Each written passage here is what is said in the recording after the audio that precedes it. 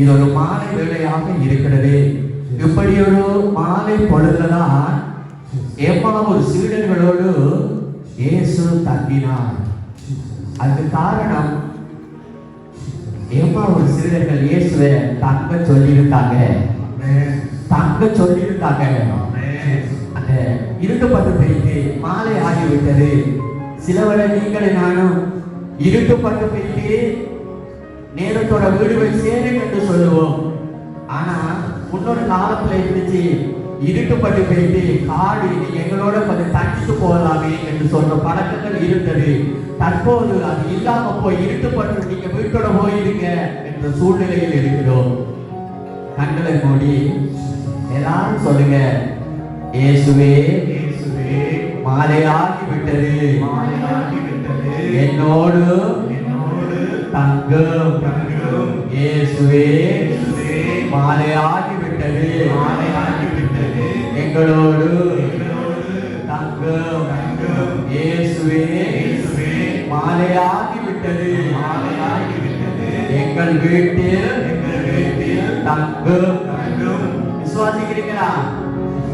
இயேசு தங்குவார் என்று விசுவாசிக்கிறீங்களா? ஆமென். கம்யூனிகேஷன் பண்ணுங்க. தங்குவாரா? ஆமென். தங்குவாரா? ஆமென். ஆமென். தங்குவார்.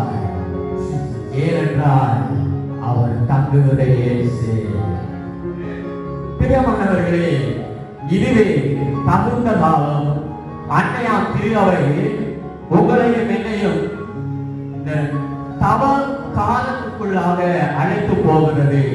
காரணம், இந்த தவ காலம் என்பது நீங்களும் நாளும் புதிதாக்கப்படுகிற காலம், அல்லது ஒரு புது வாழ்வுக்குள் கடந்து செல்லுகிற காலம், அல்லது ஒரு புது படைப்பாக உடைத்து உருமாற்றப்படுகிற ஒரு காலம்.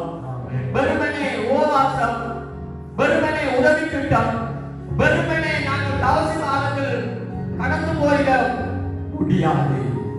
இதை வெறுமனையாக கடந்து போக முடியாது. ஒரு சடங்காக கடந்து போக முடியாது. ஒரு கலாச்சாரமாக இதை கடந்து போக முடியாது. இது ஒரு நாளுக்கு நாள் நீங்களும் நாளும் இந்த காலத்தில் புதிதாக்கப்படுகிற ஒரு காலம். அதுக்காகத்தான் அன்னையாம் திருச்சபை இந்த தவ காலத்தை எங்களுக்கும் தந்திருக்கிறது. இந்த தவ காலத்தில் நாங்கள் புதிதாக்கப்பட ஒரு விஷயம் செய்ய வேண்டும். நீங்களும் நானும் இயேசுவோடு